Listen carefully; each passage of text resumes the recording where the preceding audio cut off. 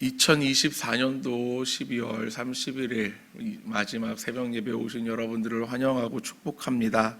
오늘 말씀의 제목은 주 예수여 오시옵소서라는 제목으로 함께 말씀을 나누겠습니다.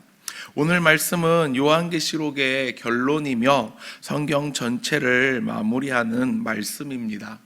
오늘 본문은 예수님께서 다시 오실 것을 약속하시며 우리의 믿음을 굳게 세우는 중요한 교훈을 주고 있으며 종말의 소망과 경고 그리고 하나님의 초청으로 가득 차 있습니다. 오늘 본문은 크게 세 부분으로 나눌 수 있습니다. 첫 번째 부분은 6절부터 11절 말씀으로서 새 하늘과 새 땅의 환상을 보여주었던 천사의 끝맺는 말로 마무리가 되고 12절부터 17절은 재림하시어 대종말의 사건의 결정적 기점이 될 예수 그리스도의 끝맺음으로 말을 마치고 있습니다. 18절부터 21절은 본서의 저자인 사도 요한의 끝맺음으로 말씀이 맞춰짐을 알 수 있습니다. 우리 다 같이 본문 말씀 6절부터 10절을 함께 읽겠습니다. 또 그가 내게 말하기를 이 말은 신실하고 참된지라 주 곧 선지자들의 영이 하나님이 그의 종들에게 반드시 속히 되어질 일을 보이시려고 그의 천사를 보내셨도다. 보라, 내가 속히 오리니 이 두루마리의 예언의 말씀을 지키는 자는 복이 있으리라 하더라. 이것들을 보고 들은 자는 나 요한이니 내가 듣고 볼 때 이 일을 내게 보이던 천사의 발 앞에 경배하려고 엎드렸더니 그가 내게 말하기를 나는 너와 네 형제 선지자들과 또 이 두루마리의 말을 지키는 자들과 함께 된 종이니 그러하지 말고 하나님께 경배하라 하더라. 또 내게 말하되 이 두루마리의 예언의 말씀을 임봉하지 말라. 때가 가까우니라. 아멘. 6절 말씀을 통해 요한에게 말씀하시는 분이 누구인지 알 수 있습니다. 요한에게 말씀하시는 분은 선지자들의 영을 주관하시고 그들이 성경을 쓰고 하나님이 보여주시는 환상을 예언을 본 것처럼 요한에게도 하나님의 영이 임하사 속히 되어질 일들을 보여주시며 이 예언은, 이 환상은 반드시 이루어질 하나님의 변하지 않은 말씀이라고 합니다. 하나님의 말씀은 변함이 없고 참된 진리입니다. 지금까지 요한이 보고 들은 모든 말씀과 예언은 반드시 성취될 하나님의 말씀임을 말하고 있습니다. 그러면서 7절에 예수님께서 속히 오신다고 말씀합니다. 예수님의 재림이 임박했음을 분명하게 말씀하고 있습니다. 그리고 각 사람이 행한 대로 갚으실 것을 말씀하고 있습니다. 요한계시록을 보면 예수님의 재림은 금방 일어날 일처럼 묘사되고 있고 설명하고 있습니다. 그런데 예수님의 재림은 2000년이 지난 지금도 일어나지 않고 있습니다. 마치 예수님의 재림이 지연되고 있는 것처럼 여겨지지만 이것은 하나님의 종말의 계획이 취소되었기 때문이 아닌 하나님의 구원의 성취가 완성되지 않았기 때문입니다. 하나님의 때가 아니기에 우리는 하나님의 때를 기다려야 합니다. 그렇다면 우리는 어떻게 하나님의 때를 기다려야 할까요? 본문 7절에서 말씀하고 있는 것처럼 우리는 말씀을 지키며 하나님의 때를, 구원의 때를 기다려야 합니다. 말씀을 지킨다는 것은 결국 하나님을 사랑하는 우리의 고백이며 우리의 행동이며 우리의 신앙입니다. 천사의 이야기를 들은 요한은 천사에게 경배를 하려 합니다. 하지만 천사는 요한의 경배를 막습니다. 이는 요한계시록 19장 10절에도 나와 있듯이 요한은 천사의 말을 듣고 천사에게 경배하려 하지만 천사는 요한의 경배를 막으며 경배 받으실 분이 누구인지 분명하게 말하고 있습니다. 우리가 오직 경배할 분은 하나님 한 분뿐입니다. 그렇기 때문에 하나님을 제외한 인간이 경배하는 그 모든 것들은 다 우상이며 우상 숭배입니다. 그렇기 때문에 오직 우리는 하나님만을 찬양하며 하나님의 이름을 높여야 하며 하나님께 영광을 올려야 합니다. 오늘 본문 역시 요한이 경배하려고 하자 천사는 요한의 행동을 막고 우리는 같은 하나님의 종으로서 경배하지 말고 오직 하나님께만 경배하라고 말합니다. 그러면서 이 두루마리의 예언의 말씀을 임봉하지 말라고 명령합니다. 왜냐하면 때가 가까우기 때문입니다. 이는 하나님의 말씀을 모든 사람에게 열어두고 누구든지 듣고 준비할 수 있도록 하라는 뜻입니다. 그러면서 불의를 행하는 자는 불의를, 더러운 자는 그대로 더럽고 의로운 자들은 의를, 거룩한 자들은 거룩하라고 합니다. 이 말씀은 불의를 행하는 자들과 더러운 자를 향해 그대로 불의를 행하고 계속 더러우라고 말하는 것이 아니라 반어적 표현으로서 실제로는 재림의 때가 가까우니 그들의 행위를 돌아보고 속히 돌이키라는 의미를 담고 있습니다.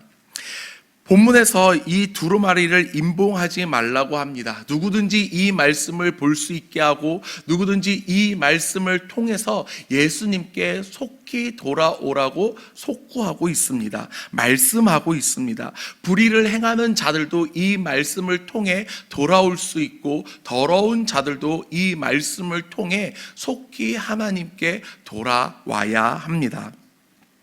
계속해서 본문 12절부터 17절을 함께 읽겠습니다.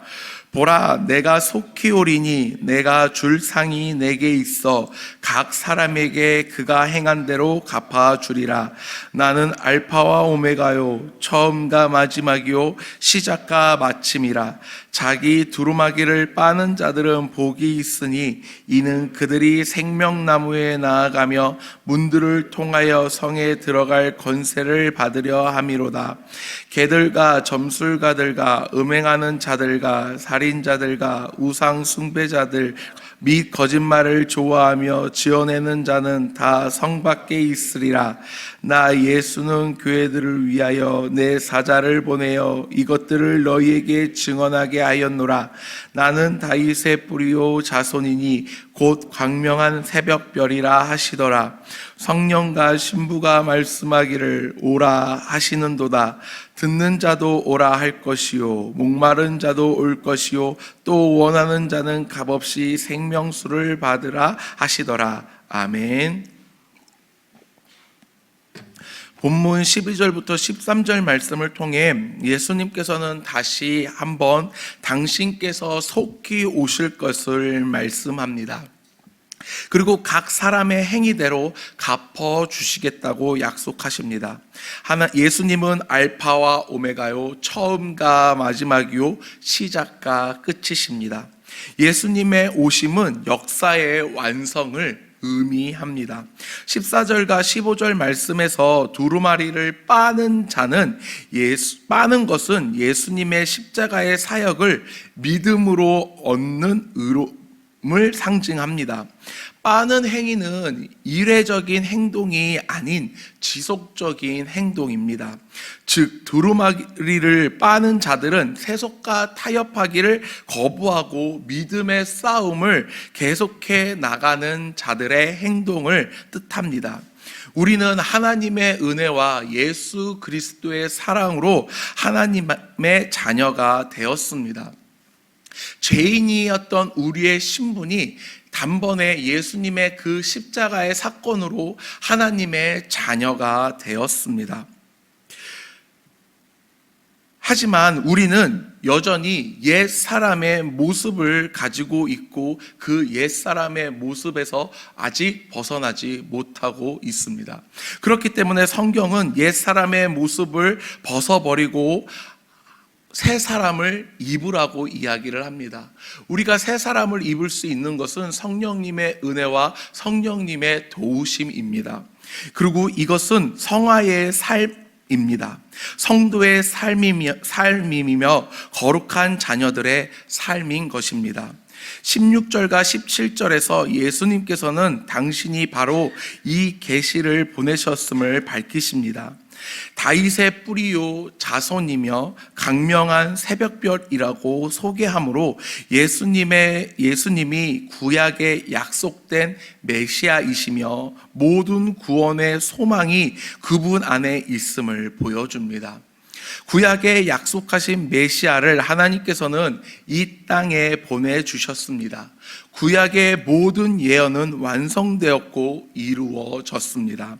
예수님께서는 다시 한번 말씀하십니다. 당신이 속히 오시겠다고 우리에게 약속하셨고 말씀하고 계십니다. 사랑하는 성도 여러분, 우리는 다시 오실 예수님의 속히 오심을 믿고 그 날을 준비해야 합니다. 그리고 준비된 자들은 예수님께서 초청하십니다. 17절에 성령과 교회가 오라고 초청하는 장면입니다. 이것은 하나님의 은혜의 초청입니다. 목마른 자와 원하는 자는 누구든지 와서 생명수를 값없이 받을 수 있습니다. 이것이 복음의 핵심입니다. 예수님께서는 누구에게나 구원의 길을 열어 놓으셨습니다. 그렇기에 우리는 복음 전하는 사역을 감당해야 합니다. 그 복음의 길을 열어 놓으셨기에 우리는 모든 자들에게, 아직 예수님을 알지 못하고 하나님의 사랑을 알지 못하는 자들에게 복음을 전해야 합니다. 이 복음 전하는 사역을 감당해야 하며 미뤄서는 안 되고 늦춰서도 안 됩니다. 우리는 주님 오실 그 날까지 복음을 전해야 합니다. 마지막 18절부터는 심각한 경고를 담고 있습니다. 본문 18절부터 21절을 함께 읽겠습니다.